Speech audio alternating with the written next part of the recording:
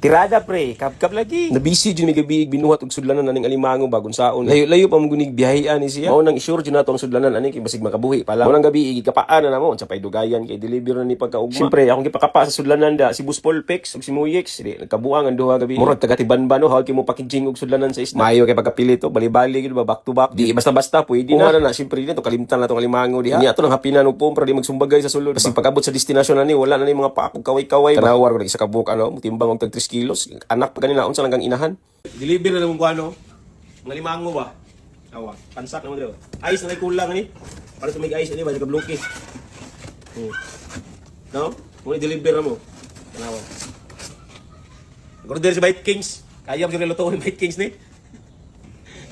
Shout out na Bite Kings. Sige na hanggang luto ani.